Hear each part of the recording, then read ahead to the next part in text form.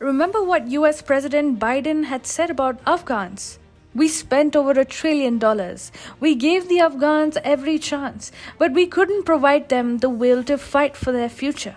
Well, in order to shift the blame for his own failures in Afghanistan, Biden had almost declared Afghans unwilling to fight the Taliban for their own future.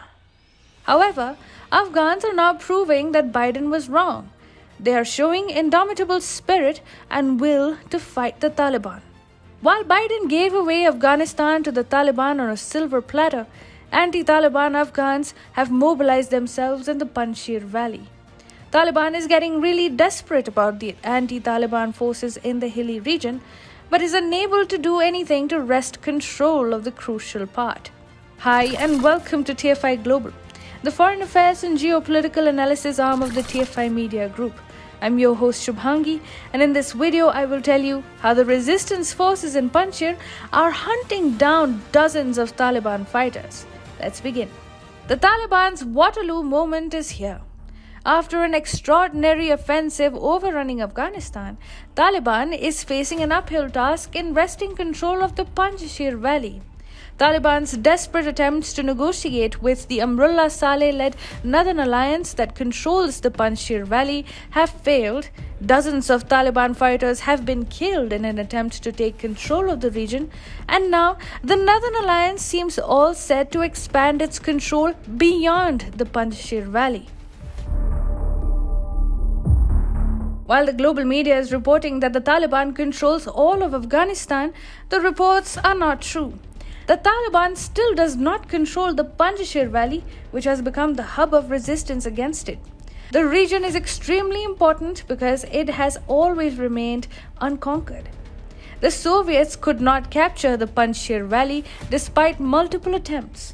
In the 1990s, the Taliban had failed to capture the region as the Northern Alliance, led by Ahmad Shah Massoud and supported by India, Russia, Iran and Tajikistan, had managed to put up tough resistance against the extremist group. Today, Amrullah Saleh, the caretaker president of Afghanistan, and Ahmad Massoud, the son of Ahmad Shah Massoud, are leading a group of anti-Taliban forces from Panjshir. The difficult and treacherous terrain that defines the Panjshir Valley makes it difficult for any force, including the Taliban, to mount any effective offensive to grab the region. With only one major road passing through the valley, an invader is always susceptible to deadly assaults by the defender. The Panjshir Valley is actually riddled with many dead ends. The main arterial road running throughout the valley has smaller roads that branch out in other directions, but they either end abruptly or lead to killing grounds. The CIA had also helped the Afghans create an intricate network of large tunnels and underground complexes in the Panjshir Valley. These tunnels and underground complexes can help up to 50,000 Northern Alliance and other anti-Taliban forces take shelter and withstand enormous assaults by Taliban fighters. The Taliban understands that it cannot be assured of complete domination over Afghanistan unless it can manage to capture the Panjshir Valley. Moreover, the Taliban understands that a huge resistance force is building up in the region. Thousands of trained fighters, many of them Tajiks, loyal to Ahmad Massoud and Amrullah Saleh, who functions as the caretaker president of Afghanistan, are presently defending the Panjshir Valley. Moreover, thousands of fighters belonging to the Afghan National Defense and Security Forces, or the ANDSF, have fallen back from various posts and have joined the resistance from Panjshir. The Taliban is facing an imminent danger of losing more territories to the resistance in Panjshir. Last month, the resistance fighters reportedly captured 3 districts, Banu, Pole Hisar and De Salah, in Afghanistan's Baghlan province.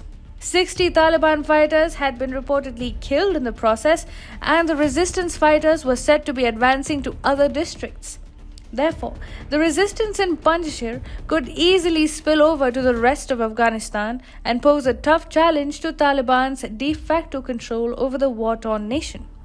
The Taliban wants legitimacy and acknowledgement, and for this purpose, it has been trying to talk to the Northern Alliance, more commonly described as the resistance forces, into a surrender. The Taliban went as far as requesting Russia to convey its offer of a deal to the remaining pro-government holdouts in the Panjshir Valley. This also hinted at possible Russian support for the resistance forces. However, Russia itself hates the Taliban and is unlikely to offer its good offices for a mediation between the Taliban and the resistance forces. Instead, it is clear that Russian-backed Central Asian nations, Tajikistan and Uzbekistan, are giving logistic support to the resistance forces. Meanwhile, talks between the Taliban and the resistance forces have repeatedly failed because the Taliban demanded that Amrullah Saleh be handed over to them. Taliban leader Amir Khan Muttaqi too confirmed that talks between the two sides had failed so far. An undeclared ceasefire between the Taliban and the resistance forces was ultimately breached by an impatient Taliban, as the negotiations between the two sides seem to have failed for all practical purposes. Resistance Force spokesperson Ali Maisam Nazari claimed that the Taliban broke a gentleman agreement on Monday and tried to attack the Panjshir Valley. The resistance forces have, however, managed to inflict heavy losses on the Taliban and are claiming to have pushed the extremist group back into the Parwan province. The Northern Alliance tweeted, "So far from Battle of Khawak last night, Taliban has 350 casualties, more than 40 captured and imprisoned. NRF got many new American vehicles, weapons and ammunitions as a trophy. Commanded defense of Khawak, Commander Munib Amiri." Meanwhile, the Taliban did try to make up a new story. It claimed that an attack was launched by the resistance forces and that the extremist group only responded to the attack by Massoud's supporters. But it is the Taliban which is desperate to wrest control of the Panjshir Valley, and therefore the Taliban fighters must have attacked the resistance in all likelihood only in order to return with a bloody nose. The Taliban may have captured the rest of Afghanistan, but when it comes to Panjshir, the lions of Panjshir are hunting Taliban's hyenas left, right, and center.